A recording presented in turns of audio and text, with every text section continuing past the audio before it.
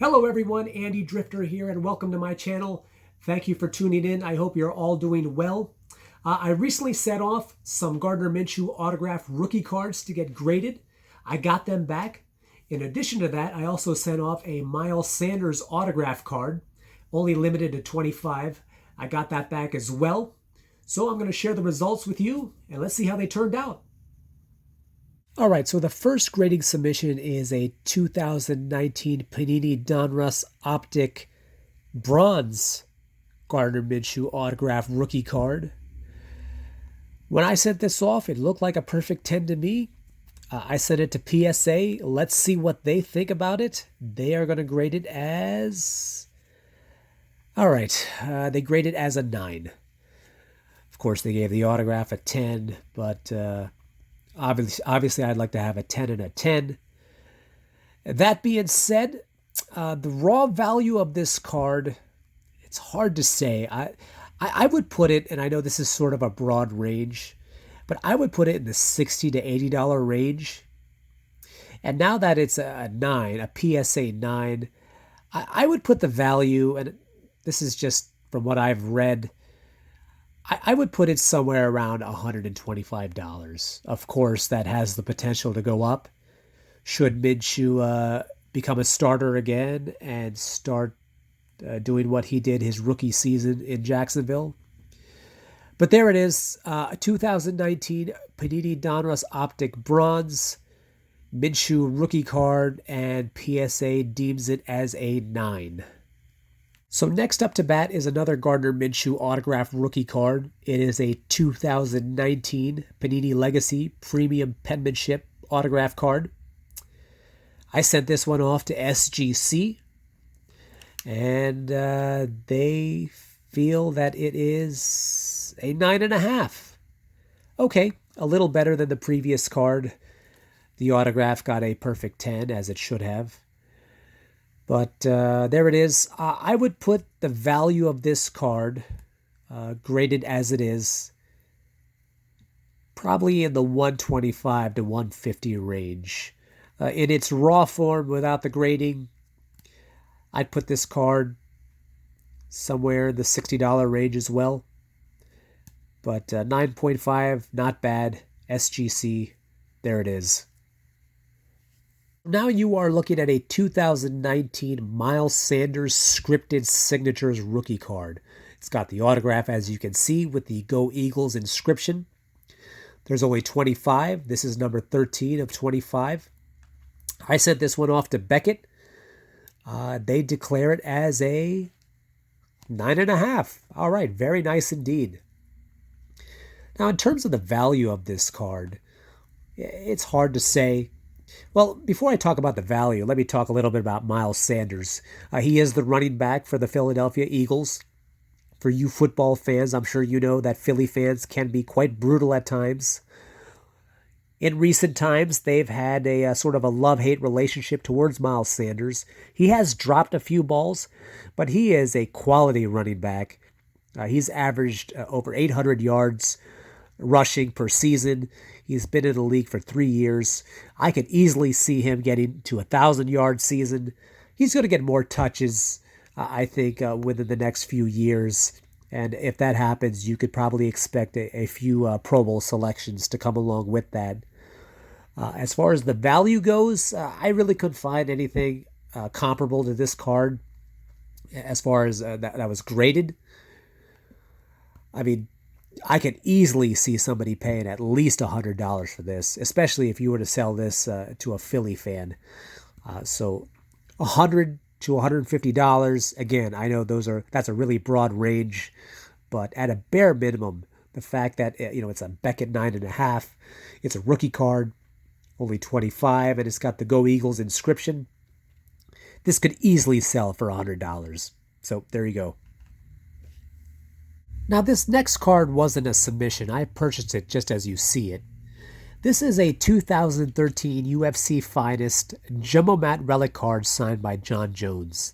As you can see, it's slabbed by Beckett.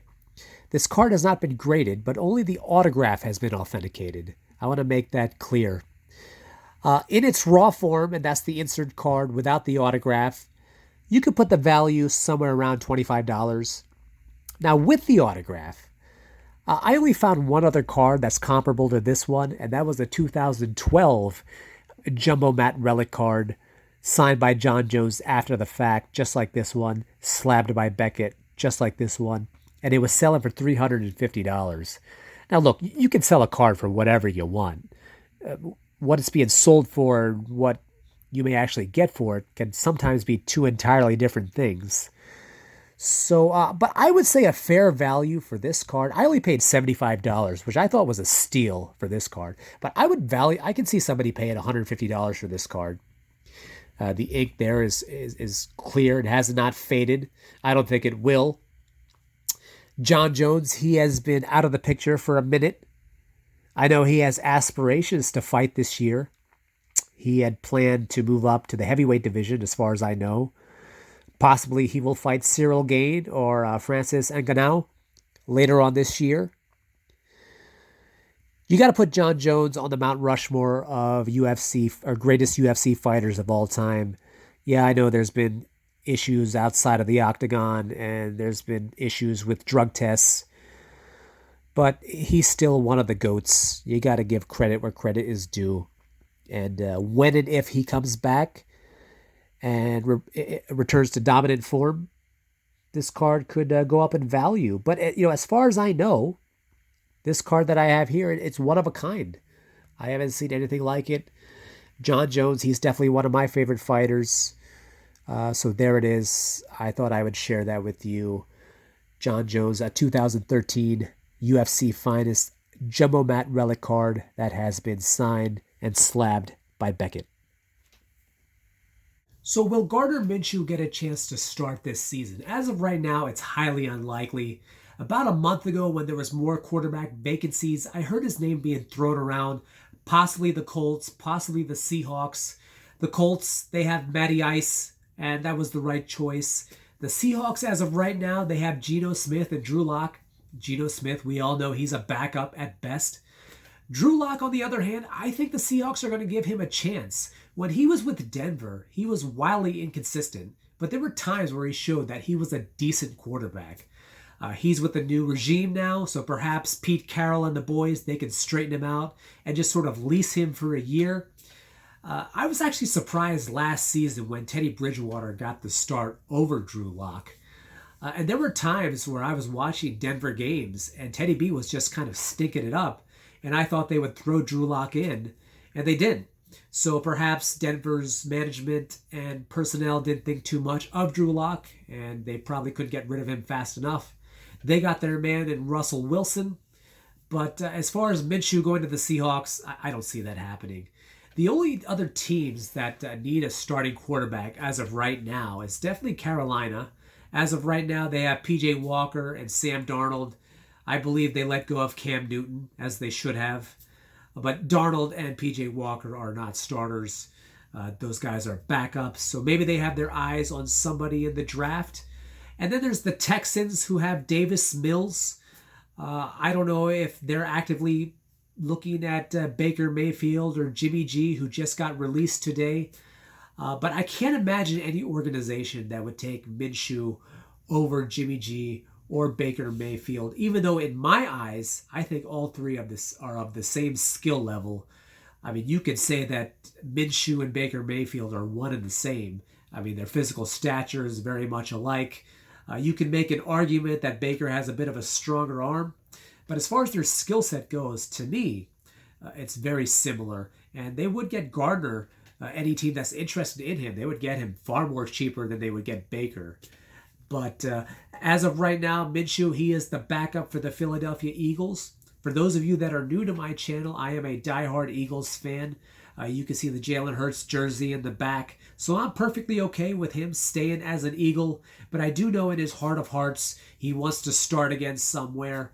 It would have been absolutely poetic had he ended up with the Colts. He would have got a chance to face off against the Jaguars twice a year, play most of his games in favorable weather.